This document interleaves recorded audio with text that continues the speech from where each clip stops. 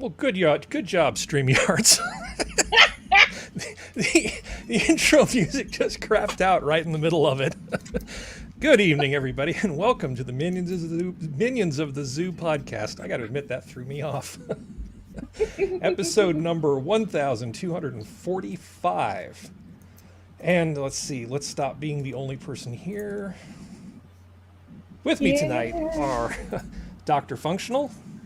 I will not go quietly into that night. SoraLuna, who may be fighting with her dog. I'm here. Just go back. Hello. Hello. Serenity Star 13. Hello. And SkepTok. Good evening, everybody. Good evening, everybody. I ordered a lot of tea from a place in New York that sells tea wholesale. At one point in my life, I had no less than 3 online tea stores that I basically ran. So I was kind of in the business. So I learned where they bought their tea from, and so I buy my tea from. I am a tea snob, a terrible tea snob, and I buy my tea from the places. Like if there's a tea store in your town, I buy my tea from the people they buy their tea from, because I don't mess around. And kind of like when I bought a pressure cooker. With my nose when I fell asleep looking at Amazon's app on my phone. I must have done something wrong because today in an order of tea that I ordered from New York, I got an 800-gram bag of this one tea that I wanted to try that I've never had before. Now, 800 grams of tea. Was it white powdery tea? It was not white powdery tea. 800 grams of tea is enough for 114 days for me. Nice. I hope I like it, because it's not the kind of thing you can just return. No, in the commodities business, that's called going long. That's interesting you get it from the East Coast too, because I thought it would come in from the West. Yeah, until the Suez Canal, until Bodie McBoatface got stuck. No, there are tea merchants in the West Coast as well, but a lot of the more established ones are back east. Interesting. And have been if you look at the history of the country started back east. So, there wasn't. Hey, let's bring it into California because there was no California, at least as far as the Union was concerned. Only that stayed that way. Yeah, well, just live with it. Does anybody else other than me have something to whinge about tonight, or wants to talk about before we get started? It looks like you've got some great stories lined up for us, Harry. Hey, thank you, SkepTok. I do have all kinds of stories lined up for us. I was looking at this week, and there's like way more news than there is show. I mean, there's no way we could cover everything. So, listing some of the things that happened this week, which we will not be talking about at length tonight. Biden has created a commission of top people to look at reforming the Supreme Court. Top people. He is. He's going to use his executive authority to control guns and stop mass shootings. And Prince Philip say people kind now? Yes, who died at the age of... Prince Philip died at the age of 99. These are all stories which we will not be covering tonight. Some people did something. Aww. Yeah. Yeah, because I think pretty much everybody's talked about all these things. And, we know the Biden commission thing is going to be a shit show. That's just a given, because you pick your commission to get the result you want to get. Big surprise. As far as his use of executive orders, he's got to do something showy to try to show that he's following up on his campaign promises. And Prince Philip hardly comes as a surprise, because he was 99 and he'd been ill for quite some time. So I think all of these things have been just sort of talked about. So we're going to talk about some other stuff. Hey, Skep, do you want to talk about Henry Kissinger? I have not read that article, so I don't know what it's talking about. Obviously, Kissinger is a pivotal person in American political science history, the history of American political science. He's 90, what is he, 97 years old now? And he has been In active, 98? No, 97. You're right. something like that. Anyway, he's been active as a force in advising people in terms of politics for years and years and years and years, and so many years that when I was in college taking political science courses, my professor happened to live in the same graduate suite. I think they were getting their PhDs at roughly the same time. I think my professor was about 2 years ahead of Kissinger. They were in the same graduate suite. They were suite mates in one of the graduate dorms there at Harvard, and talked about Kissinger, what a complete slob he was as a roommate, and but how even then people realized that he had a very special mind, and the papers he was writing as classroom exercises and for term projects were, of publishable caliber, which back then was a big deal. If you got published in a journal as an undergraduate or a graduate student without a PhD sponsor, which happened to Kissinger repeatedly, that meant you were really going places. So that, even from back in the day, and this was 1952, 1953, he was getting his PhD. So all through the years, he started out as a Sovietologist, really an expert on relations with the Soviet Union, and he actually had a professional relationship with my political science professor, who was considered to be one of the great Sino-Soviet relation experts, meaning relationships between China and the Soviet Union. And they did a lot of back and forth in the early years before they kind of had a political falling out later on. Anyway, making a long story short, when Kissinger talks, people listen, and he has so much influence that he becomes part of the process. He can, his Heisenberg effect on anything that he measures is tremendous, and he has to be careful what he says, because he can influence the course of world events just by expressing an opinion or seeming to express an opinion, and that's happened time and time again. So when he comes out and he says something like, we've got to embrace multilateralism, we've got to, and he's always kind of been one of these, the world's got to get together and govern itself in a big UN proponent and all that kind of stuff. Even though he was politically a relatively conservative figure, kind of a neocon. To me, Kissinger is the ultimate neocon. I know people say Bill Kristol is, but if you want to do neocon OG, go to Kissinger. Kissinger never met, he's not afraid to use military force to do anything he wants to do. And oh God, no. Looking at you, Vietnam, he absolutely is a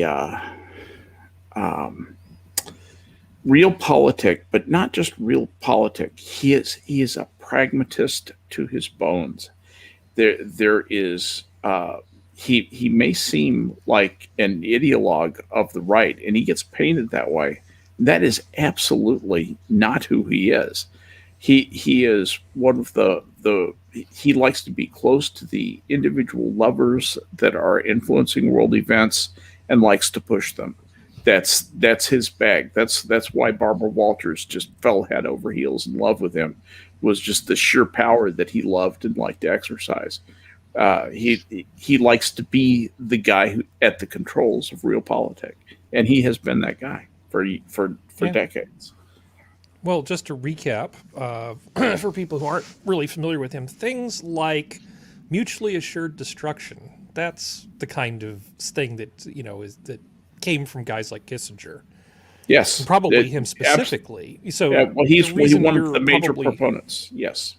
Yeah, because the reason that a lot of us are probably still alive, because he looked at the situation with the U.S. and the Soviets in the Cold War, and he said, well, the only thing we can do that's going to stop us all from killing each other is to just make it so costly that nobody will do it. Now, that's a risky strategy. You kind of have to have giant swinging pendulous testicles to walk into a room and propose that, but he did. Well, you know what he really got in back of that was not popular at the time was the Fleet Ballistic Submarine, the nuclear the nuclear triad, basically. Yeah, well, the nuclear triad. Well, you wouldn't have a triad without the submarines. Exactly. The third prong, and the most important prong, as far as he was concerned, was the most mobile and most secret part of it. That, the land-based missiles are well and good. That's, you can deliver a lot of firepower, but those things are vulnerable to a first strike. The submarines were not. The submarines were with the insurance policy. The submarines are the things that said, you can strike us, but you all will die. We will kill every single one of you. So just with what's left over after your first strike, we will basically annihilate you. And and that's about the deterrence. So there was mutually assured destruction. There was also multilateralism, because at that point, he was from a world where you had major powers going at it, and kind of like, oh God, there's a couple X-rated analogies I can make here. What's a nice way of saying this? When the major powers would get frisky, instead of trying to kill each other directly, we would just sort of blow off some steam with some proxy wars. And a lot of people died. And in Kissinger's sort of calculus of how realpolitik works, that's just the cost of doing business. Every now and then, it's just going to spill over into places like Vietnam. Did you ever hear a multilateral force described better than Tom Lehrer in introducing his song, the MLF Lullaby, where he says a bunch of us nations, the good guys, basically get together and share our nuclear weapons with one another. And the song goes, sleep, baby, sleep, in peace may you slumber, no danger lurks your sleep to encumber. We've got the missiles, peace to determine, and one of the fingers on the button will be German. Why shouldn't they have nuclear warheads? England says no, but they all are soreheads. I say a bygone should be a bygone. Let's make peace the way we did at Stanleyville and Saigon. Now that, to me, is the Henry Kissinger philosophy in a song. Yeah. Well, there also, Monty Python did a song simply titled Henry Kissinger. Didn't really get into the depth nearly as much as Tom Lehrer did, actually. Yeah. It was, all right, so people say that you don't care. You've got nicer legs than Hitler and bigger tits than Cher. Neither of one is really an achievement. But, yeah. No. It's... also, the character of Dr. Strangelove is sort of modeled after Henry Kissinger. So for anybody who's seen that movie, you kind of get an idea of what they were shooting for. They're lampooning him. That it's not. Yes, it's not anywhere realistic. But remember, Kissinger was the guy who Richard Nixon at the end. He was Nixon's Sam Gamgee there at the end of all things, kneeling on the floor in front of the portrait of George Washington, praying together for the nation with and for Nixon's future with Nixon. This is that's who Henry Kissinger is. Also, he's really had an amazing life. He did. Let me read just a little bit from the article. So now that everybody is on board with who Kissinger is and was, in a recent Chatham House webinar with former British Foreign Secretary Jeremy Hunt, another very famous guy, 97-year-old Kissinger called on the U.S. to create a balance with existing global forces, adding, if you imagine, I'm not going to do the accent, sorry. If you imagine that the world commits itself to an endless competition based on the dominance of whoever is superior at the moment, then a breakdown of the order is inevitable, and the consequences of a breakdown would be catastrophic. The veteran diplomat urged the U.S. to understand that not every issue has final solutions, and warned, if you don't get to an understanding with China on that point, then we will be in a pre-World War I type situation in which there are perennial conflicts that get solved on an immediate basis, but one of them gets out of control at some point. So he's arguing for, again, sort of a détente, meaning nobody wins, nobody loses, there's a balance of power amongst all things, nobody is a hegemon. Now, ever since the collapse of the Soviet Union, I mean, I know that Russia still exists, but it's not the situation we were in the Cold War. It largely left the U.S. as the world hegemon, and we've rather enjoyed this position. And Kissinger's saying, no, this is not something that's going to last. You guys shouldn't get too comfortable. So what do you think of Kissinger's most recent comments, Skep? Well, I think he's absolutely right about that. I mean, first of all, look at what's happened with multilateralism recently internationally.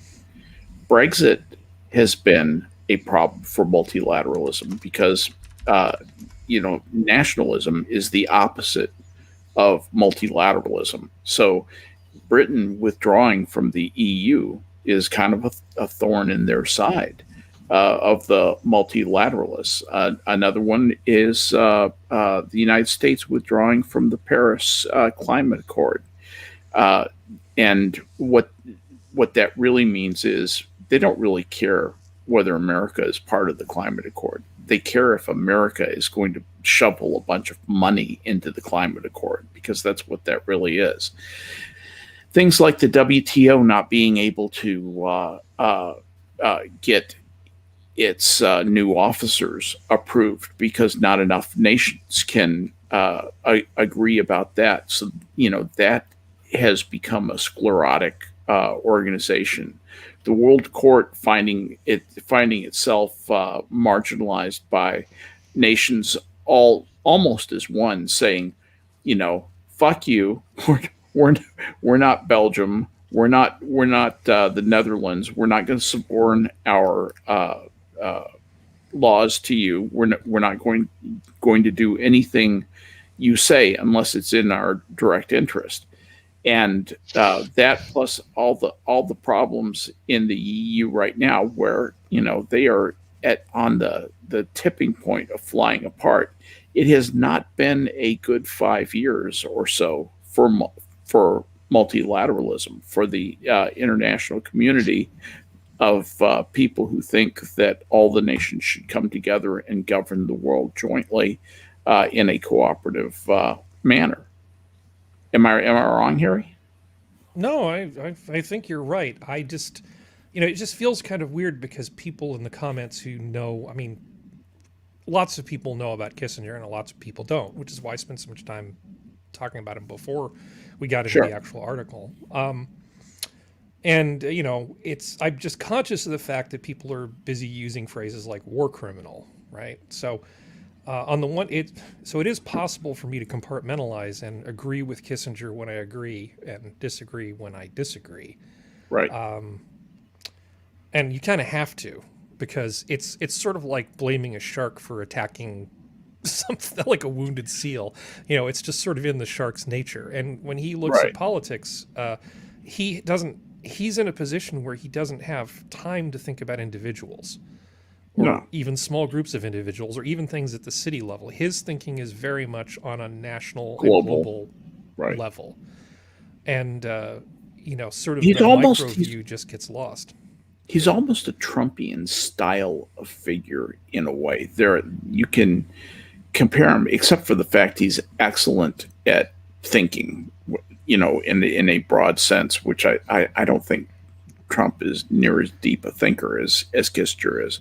But in terms of the oversize influence of his ego and the way that he can suck the oxygen out of a room, and the way that people are hate his persona, and all the things that have made that up. I mean, he has had such a public history for so long and has been involved in so many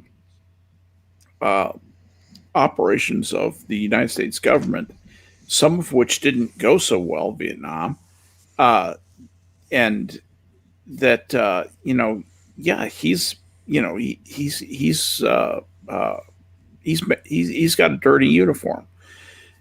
He's somebody who a lot of people are going to find something they'll latch onto and hate about him, and not be able to do what you do, which is what I do too, which is to compartmentalize and say, listen, this is, you may hate the guy, you may hate what he did during the 1960s and what he represented to the country back then, and supporting Nixon and all of Nixon's lies and all that stuff.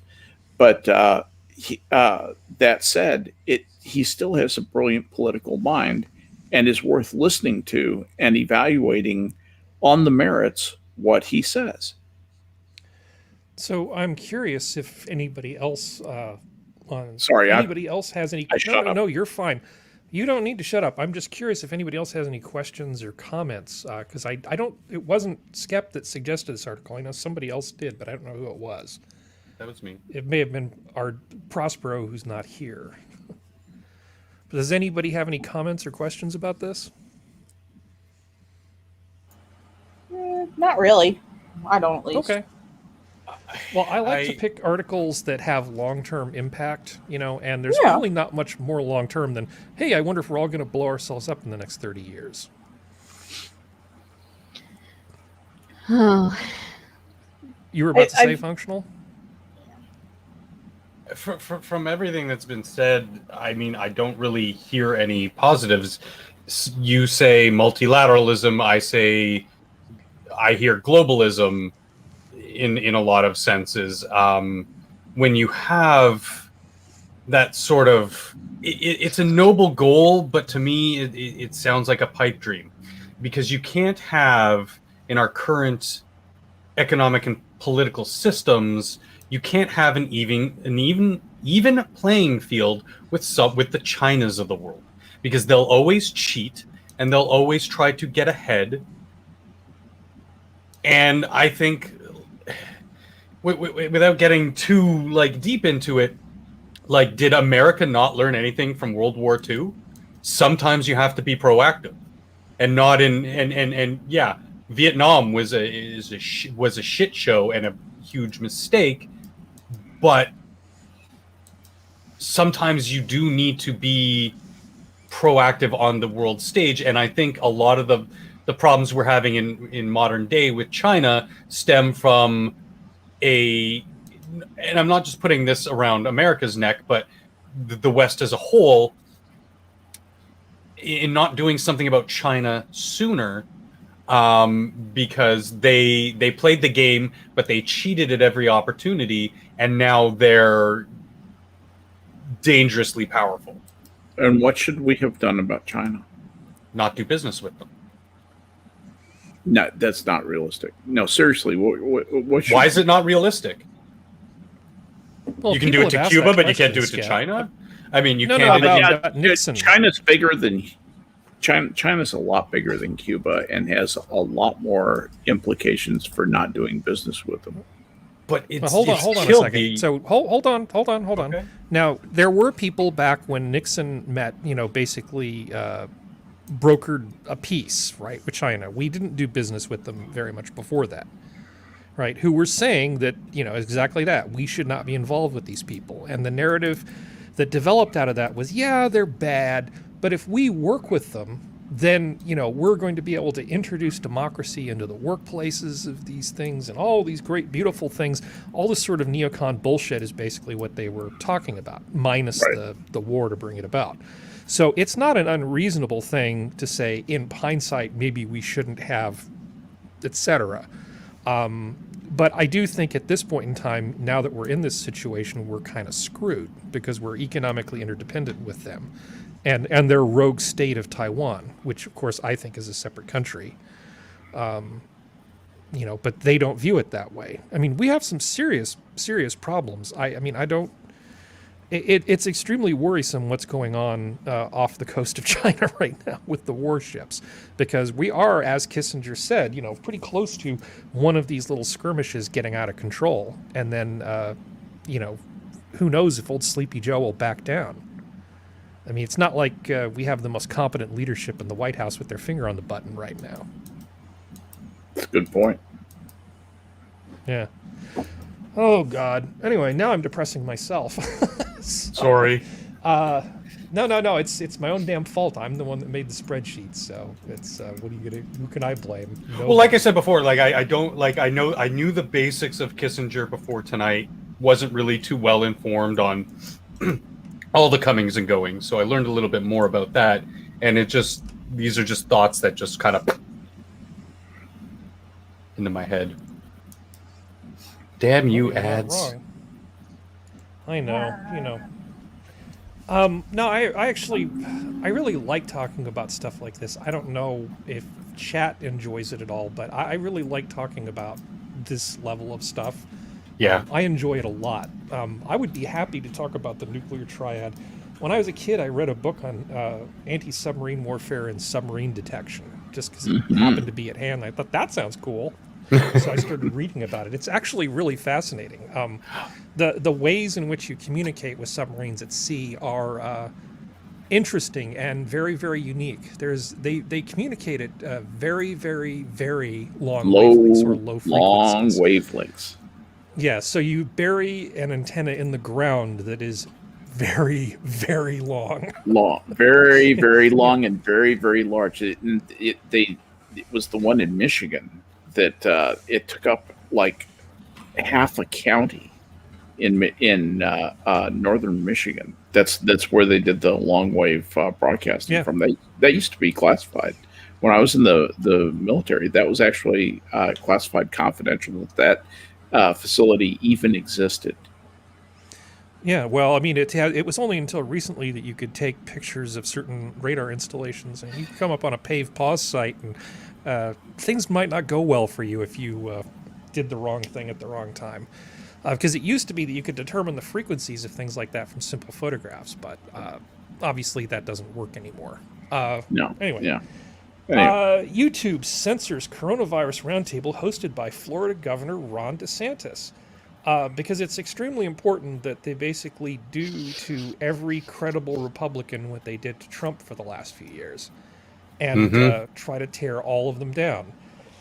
So Getz is involved in this sort of sex scandal thing, and they can't cope with the fact that Florida actually seems to not have people just, dying in droves from COVID, and at the same time they haven't completely tanked their economy. And that just runs counter to the narrative. So it's all hands on deck to basically make DeSantis look bad. Isn't that just Any horrible? thoughts? Go ahead, Sora. Yeah. I mean, it's not surprising that they're doing this level of censorship, and it's just disgusting, like how you were mentioning, because their economy is not run down, the people aren't all dead. It's as if that's exactly what they want. They want to be proven so right that they'd rather have people suffer and die than go on with their day-to-day life. Yeah, they want And- to. Yes, and yes, just they and would. just and it's YouTube. I'm not surprised that they are. And sorry if anyone's listening, since we're streaming. I'm not surprised they're trying to censor information, because Yeah. like with all this politics stuff and then Corona, COVID. Pardon me. They had all those pop-ups under videos that saying that if you want the real information about COVID, click this link that we've curated for you, and you'd have to go through and whatever, just in case whoever's making a video would say the wrong thing in their eyes. Yeah. Well, there are other That's my parts 2 of cents. Alphabet.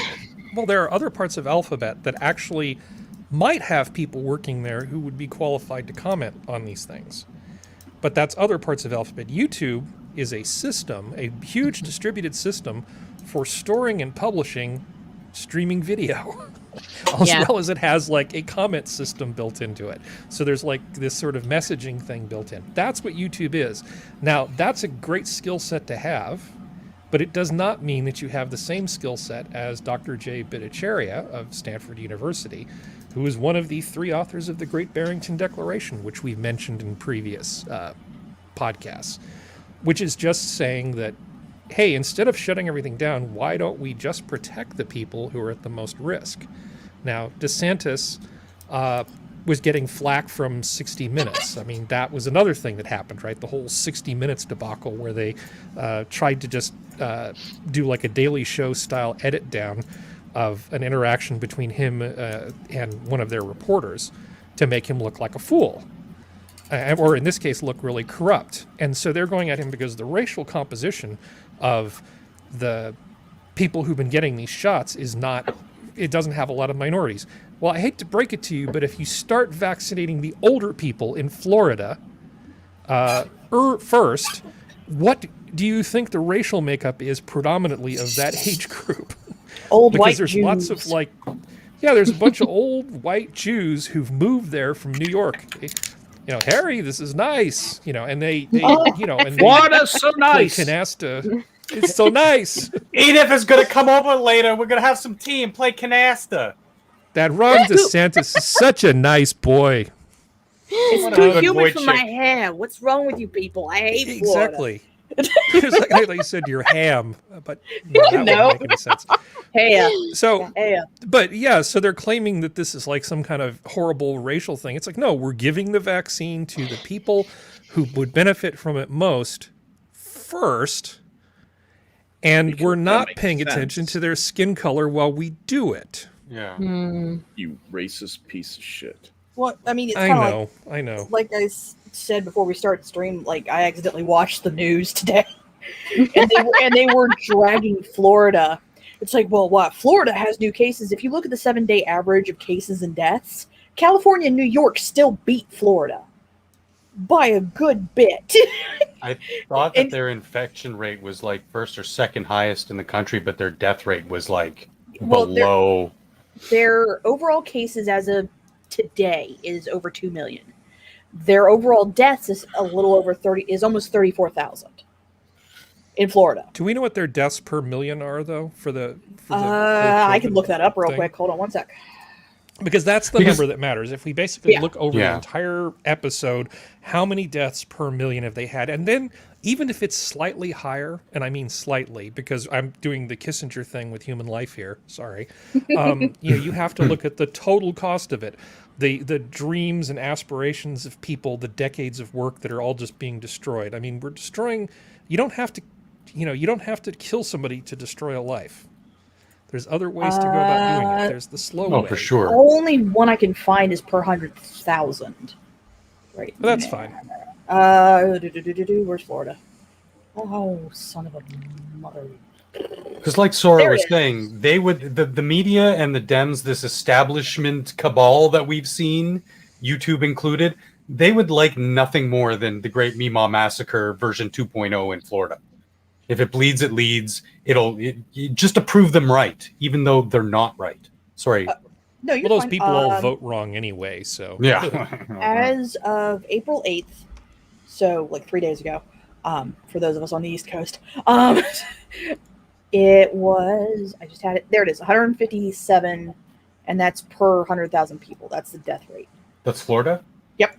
Okay, 157. And New Jersey is 279, New York 261, and California is, Callie, where are you, you little jackass?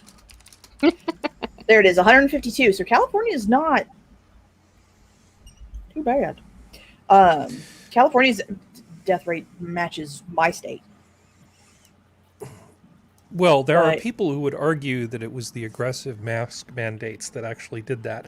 But you could also give another narrative and say, yeah, it's really nice and we all go outside and we have lots of space. You know, I was going to say, I think it's it's not the 360 days of sunshine. the 360 days of sunshine probably plays some role in it too. And you know, both things can actually be true. There doesn't yeah. have to be one easy answer to things. Because we still don't understand all this Imagine stuff that. 100%. We Yeah. don't. I know. But CNN acts like we do. It's all settled science, and just listen to whatever Dr. Fauci says today, and that's the new truth. Oh, Citizen. today. That's a nice word. It's every hour. Yeah. I'm sorry. I have this thing called a memory, and Mhm. I can Yeah. remember when people say stupid things, and it's like, no. So this bugs me. I don't like this idea of there's only one platform for this stuff that's really successful. We really need more competition. YouTube does a fantastic job at what it does. I mean, I understand at a deep technical level how YouTube works, and they do a really, really good job. And a lot of the history of how Google got started, going back to something called the MapReduce algorithm, is really interesting. I mean, in a general sense, if I could find a way to explain MapReduce to everybody, I would. But it's a fantastic algorithm that makes search engines possible. Don't even try and So Google I've it, got guys. nothing against YouTube, but they need to Complicated. stop thinking that they are the sole arbiters of truth. Yeah. This is just not good, because especially in something where the facts are changing as often as they are. They started with going after things like flat earthers, like, well, you wouldn't want people saying stupid things online. I don't care if people say stupid things online. I am Well, I more mean, than willing to accept Yeah. the risk that somebody might hear the messages from a flat earther, and that one idiot standing in a corner says, "Oh, that sounds pretty logical." I mean, it's also the fact That's that how a do you threat I can live with. Yeah, Sorry, go ahead. I'm down to. how do you know to argue against? How do you know what their arguments are so you can make a counter argument if you do talk to these people if you don't know what they think? So you want the stupid yeah. to be seen. Well, that's the Well, thing, free speech, you can't Serenity. have You're free not speech supposed to because- think. No, but free speech, if it includes hate speech, see, that's different. That's not part of free speech. No, actually, the Supreme Court doesn't recognize there's just speech. As Yeah. long as your speech doesn't come in conflict with somebody else's rights. Yeah. No, no. I mean, there is only speech, in terms of rights. Well, we should have group rights. No, there's just individual rights. That's all there is room for in law. And all Plus this other the- horse shit that they're making up is no good. It's no bueno. The nature of the right is also that it is a natural right. It is not a granted right from the state. The state does not grant you the right of free speech. That is a natural right. It is inherent. Okay, so therefore the state cannot legitimately remove your right to free speech, because it is not something they have granted it. For them to suppress your right of free speech is to take away a right inherent in the individual. It is not something that is granted by the state. We changed all that. We changed from a monarchy-based system where the king grants you the right literally to live, grants you your right to live and to be a vassal, and everything you do is granted by the king, who in turn was appointed by God. I mean, that divine right of kings and all that stuff. Well, we said, no, we're going to start a country where things are different, and our rights are inalienable. They come from a just creator, and those God-granted rights may not be infringed upon by the state ever. Zero, never can be. There is no circumstance under which those rights may be infringed. Now, obviously, if you're doing something to commit a crime or destroy somebody, yes, rights granted by the creator can come in conflict with each other through the corrupt machinations of human beings. But aside from that, there will be no abrogation of those rights. There, according to our Constitution, according to the basic way this country was set up, period.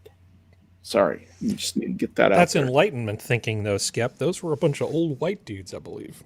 Yeah, there's smart white dudes too.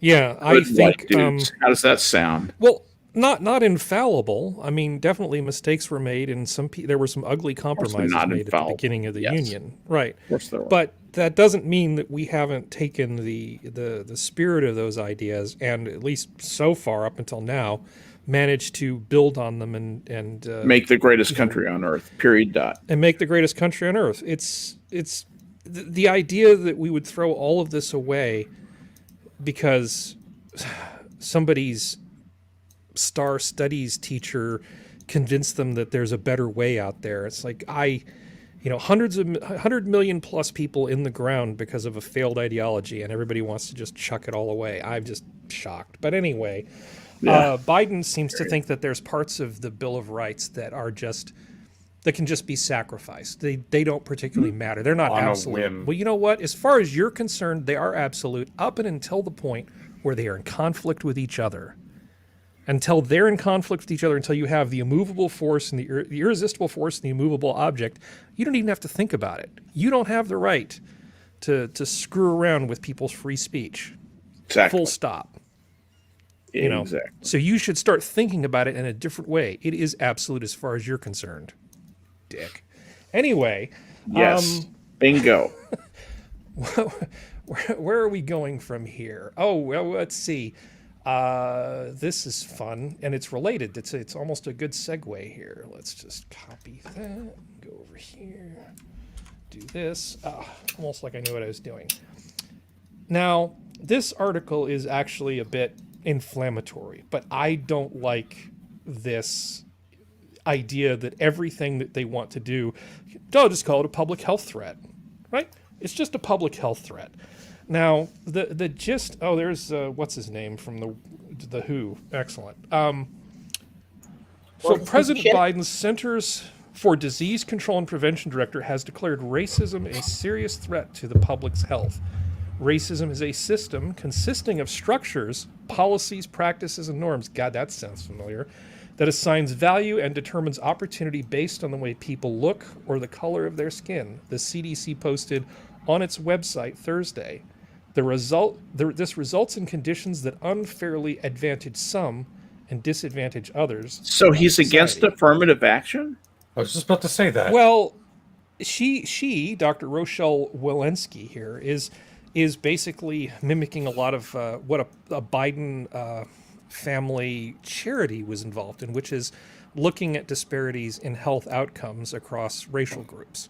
Because, of course, anytime there's an unequal outcome, it must mean that there's a strategic bias, or not, institutional bias. Structural racism. Structural. I'm sorry, I'm not well-versed in idiocy. So, now there are a lot of reasons why this could be the case, because as with a lot of things, when you take large amounts of data and you say, the people living under the power lines seem to have higher incidences of a particular illness. Well, it could also be that people living under the power lines, not where you want to live, might have lower incomes and they might not eat as well or have access to all sorts of things, right? There may be a whole bunch of reasons. It doesn't mean the power lines are what are causing the health problem. But in this analysis, they just assume, that whatever ills that people have, that it's part of this structural racism. Now, we look at Chirac, and things are just obviously not the way they should be in Chirac. Right. We've got a multi-generational problem of fatherlessness and poverty and problems with education, and you cannot lay all of that. Yeah, you cannot lay all that at the feet of somebody like Donald Trump and claim that somehow he and people like him are the only reason that these things exist. There's a lot of blame to go around, and I could just start naming things if I wanted to. And this is going to produce unequal health outcomes. But these people, these true believers who are in here now, seem to think that the only reason that there would ever be an unequal outcome is because of, institutional racism. Because Whitey. It's just terrible. Yeah. Anybody else have any thoughts, or did I already just basically sum it all up? No, you did a pretty good job. Yeah, but it doesn't really lend itself to very much discussion if I just show up and go here and then lay the whole thing out. Pretty soon she's going to demand that Ibrahim X Kendi become required reading or else it'll be a health epidemic. If you want to look at ways to improve, vaccination rates and health and nutrition in areas where people have higher disease rates, and you're not concerned about the color of people's skin, have at it. That's kind of your job. Do it. Fine. But don't blame, don't basically have it be this taint or this original sin that somehow white people have because, some bad thing happens somewhere else. I'm pretty sure a lot of it may not be my fault. Yeah. But as a white man, all of it is your fault. That's what you need to understand. As a guilt holder, you hold the guilt of your race because you own slaves. And it was your slave ownership. Okay? What do you mean owned? Abraham X. Kendi identifies as you having owned slaves. See how it works? If you look at it that way, yeah. It's all clear to you. He still has a couple in his basement. Right.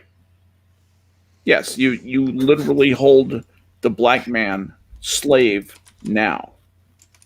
You literally own slaves now. Literally. Literally. Literally. Because potato. Because whatever they want to say is just fine. Whatever they want to say is the truth. Even if it's not the truth, it's the truth. Because potato. Fuck it. Well, so Sora, what are things like for you in British Columbia as far as this goes? This type of thing.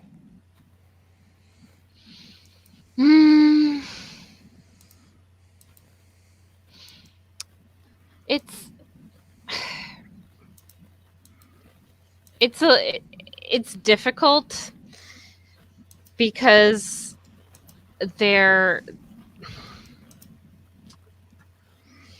we've already got the system of integrating First Nations medical care into everything else. And so we are dealing with what they're, I guess they're calling it a racist medical system, or trying to change a problematic system that is based upon generations of discrimination and inequality, to use their words. But it doesn't seem like anything's really being done about it per se. They're just talking heads and that's it. Because then you don't really hear what they're doing to change things, right? So beyond offering COVID vaccines, right now, if you're First Nations teen, it's 18. I think it's either 16-year-olds or 18-year-olds are now and up are allowed to have COVID-19 vaccines if they want. I believe it's 17. 17? According to Health Canada, I think so. Okay, for First Nations kids. So, and then right now for everybody else, it is 60 or 65. We're there now. Now, First Nations thanks, is Harry. defined as what? You're welcome. What is First Nations? Those who are born into a band. Damn dare. Those who are born into what? A band, like a tribal band, like a. They have a card that says they're native. Yeah. That says they are native. So Canadians are not native unless they are special Canadians. Yes. Okay, and the special Landbridge Canadians are the ones Landbridge. that are the first So ones. if they're descendants of the people who crossed the Bering Strait, then they get special privileges because they're Bering Strait crossers. Because they were Careful. Yeah.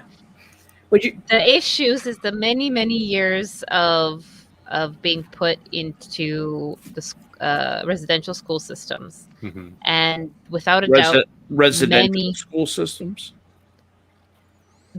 So children were taken away from their parents who were still on their native land, and they were their braids were cut off. They were put in Western clothing, and they were put into these schools. At which point, some I'm sure were fine, but many were abused. And their identity as they saw it prior to that was destroyed because Okay. I think they were Protestant, maybe? Yeah, they tried to completely erase their culture without erasing the people. Yeah, it's as one step away from putting caustic lye and trying to scrub off the color of the skin. There were some pretty nasty things. Yeah. That was bad. Now, Was it on forward- a par with what was done in the United States to the Native Americans here? I'm not actually sure what was done beyond vague learnings in school. We didn't really, at least my school never touched on the American side of what happened. They got pretty rough treatment in the United States. It was bad. Here, Yeah, Jackson was not Jackson went against a Supreme Court ruling, didn't he? He just said, no, it's not going to happen. We're just going to move these people anyway. That's not Trail of Tears seemed like a great idea. Yeah, at the time. Yeah, it's not At the like time. mistakes haven't been made, and that does sound pretty terrible. Jackson But was a as far prick as- to the Indians. Yeah. I mean, he really truly was. Yeah, And- he was and not they a got friend treated- of the Native Americans. They were treated badly. The problem is that when you say, okay, now we're going to take care of you, is you remove all the incentive from them to take care of themselves. That's the scary thing about these stimulus checks. Those things scare the hell out of me. They should, because okay, I have you can look at what happened with the Dust Bowl, and the descendants of the Oklahoma Dust Bowl, not all, but enough, got hooked on government support. Government You know, handouts. there are still people who are their direct descendants who are just multi-generational welfare recipients. I mean, Exactly like right. full-time, lifelong welfare recipients. Again, not all, but you don't want to foster that kind of dependency on the government. Well, unless you have another agenda. okay, slight tangent, and I apologize because I could be getting No, people go ahead. confused. Skep, weren't you one of the people who said that you either saw logic in it or agree with UBI? Yeah, I'm actually kind of long term. We are going to be faced with almost a nearly a post scarcity problem, where there will be many more people than there will be jobs. The unemployment rate will be something like 60 or 70%. Okay, of people who want jobs or people who could be eligible for jobs, 70% of them will be unemployed. When that happens, we need to have something in place to take care of those people, and it needs to be really the only realistic way I can think of to put it together is in the form of money. With all of the problems that will cause, I don't want to live in a place where there's widespread starvation and the crime and social unrest that's going to come along with that. Plus, just morally, that's wrong. And if society configures itself into something that the jobs are not there to support everybody who wants to work, we are going to need to provide people with the basics, with enough money for the basics, or we're going to have to be willing to watch them starve, watch them rob us, watch society just being in a constant state of upheaval, and it's not a happy choice. It's not one I'm crazy about, but it's there. And if you listen to that candidate Yang, he makes a plea for it now, and he's really more or less doing it for political popularity right now. It's a very popular idea, but in point of fact, it's long term. It is a good and important idea, and it's going to address a problem we better get ready to face. Yeah, Okay. well, we have to solve multiple. Okay, so there's multiple things that go into this. One is with increased automation and increased output per worker, there Yes. comes a point where work becomes a privilege. Right. That's thing one, right? That's what's going The to other happen. thing is that as the means of production become more and more complicated, back in the day, there used to be like a guy. He'd be the village idiot, right? And the village idiot was an idiot, so he couldn't really do much of anything. But you'd give him some old potatoes or throw a turnip at him every now and then, which would become his lunch, and he'd get by okay. As time has gone further and further forward, and technology becomes more and more a part of the work that we do, the number of people that fall below that village idiot line is going to increase to the point where we're not even talking about idiots anymore. It's just going to be regular people that won't be able to cope with the incredible level of specialization and training that's going to be required to do anything.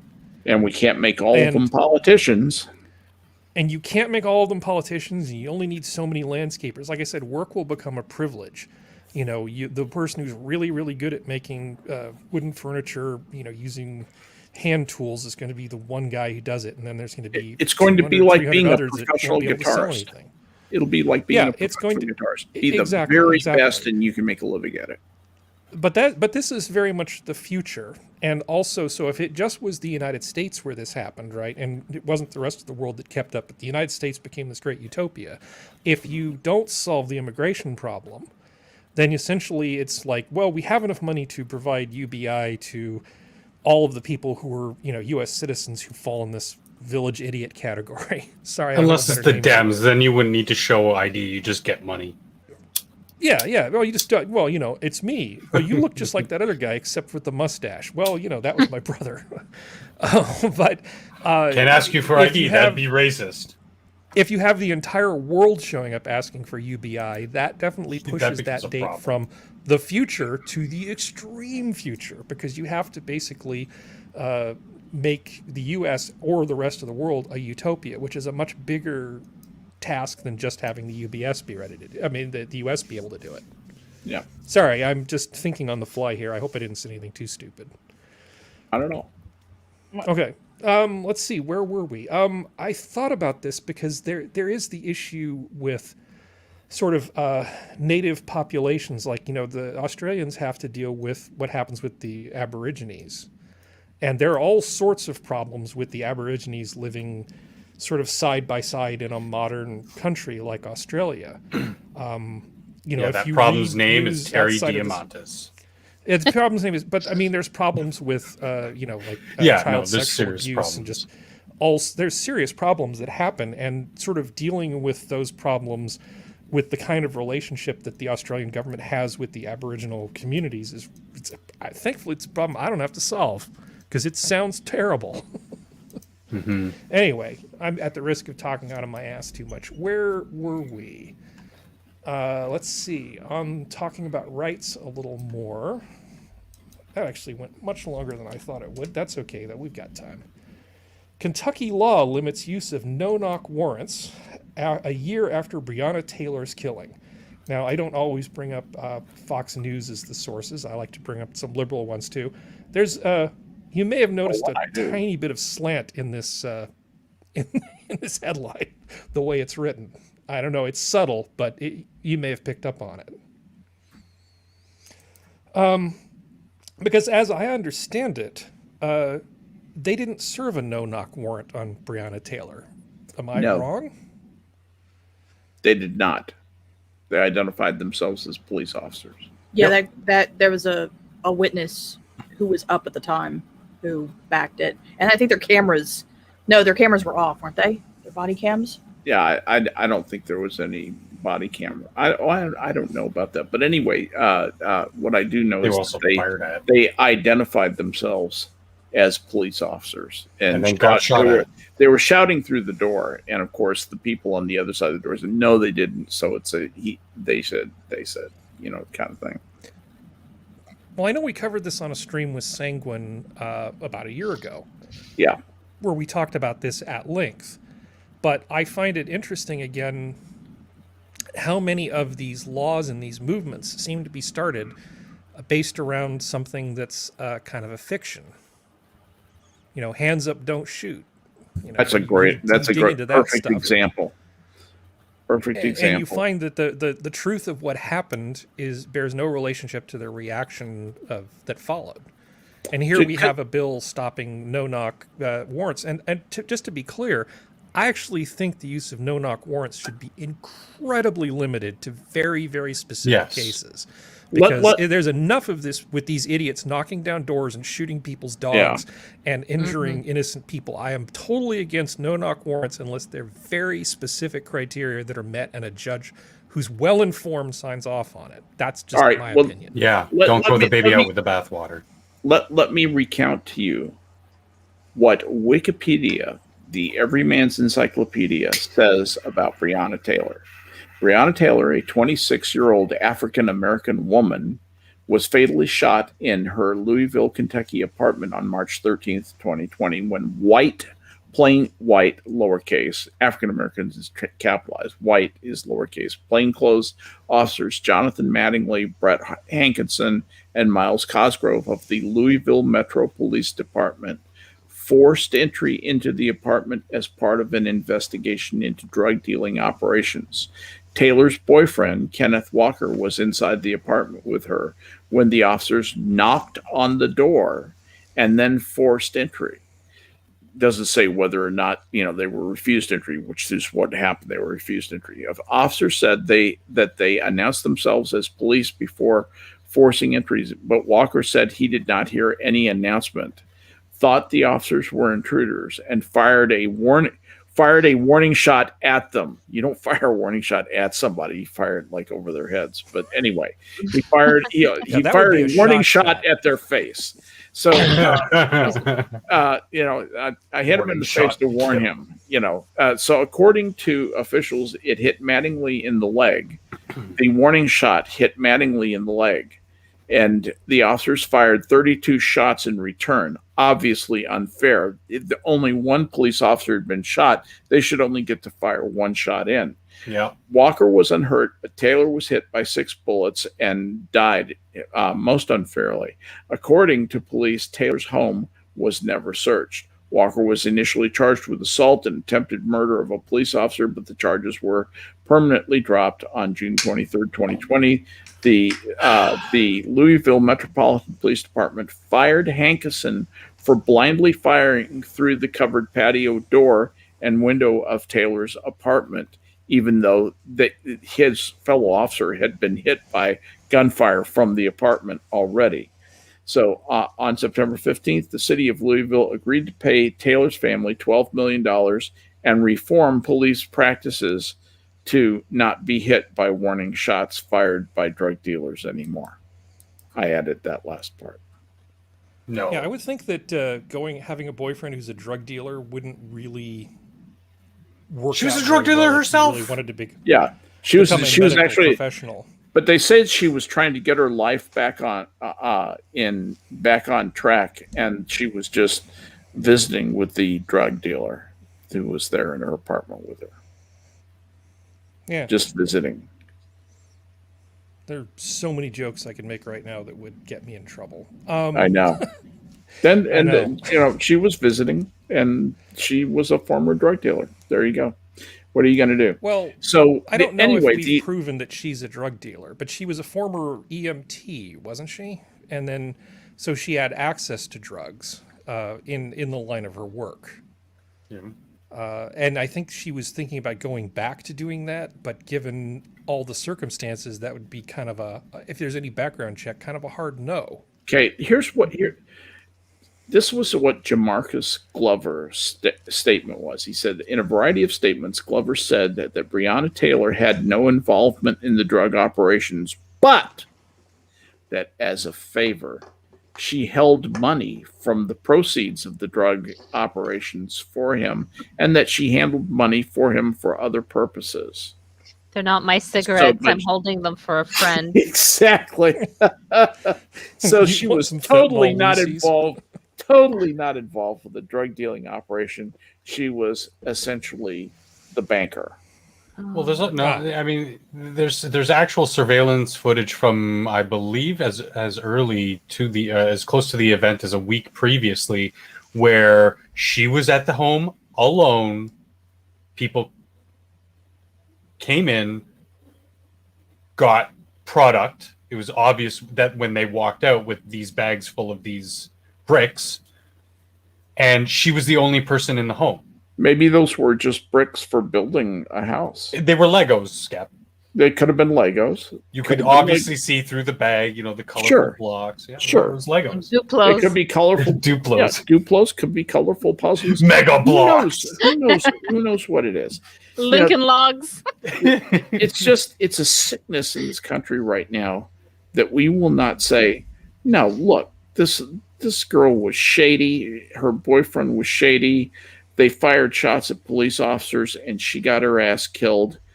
The police officers did nothing wrong. But this is, and if it were black police officers and white drug dealers, that's exactly the way this would. The only reason this is having the effect that it is has to do with the race of the victim. That's all this is about. And the people who want to use it for political. That's right. The race expedience. The race grifters. And don't forget, pre-Trump era movements like BLM and these stories, similar stories to this, because this was after, were laughed at in the media, in the public space. People were like, BLM, they're marching down the street saying, kill the cops? Who are these crazy people? And then all of a sudden there was this huge shift, and people got behind it because it was this thing, this wedge that they could drive into the political system to say, nope, we're using this. Exactly. It's a money-making operation. So it's sad. It's shabby. I hate that this girl was killed. I hate that this woman was all shot up, that she was involved with some asshole who's dealing drugs. I hate all that. I hate that drugs are illegal. I think they ought to be legal. Legalize them all. Look at Portugal. Look what they did. Exactly. Watch what happened to their crime. Their crime went down by 70%. 70. 70%. 70% went down. To lower, as well as Switzerland too. Same thing.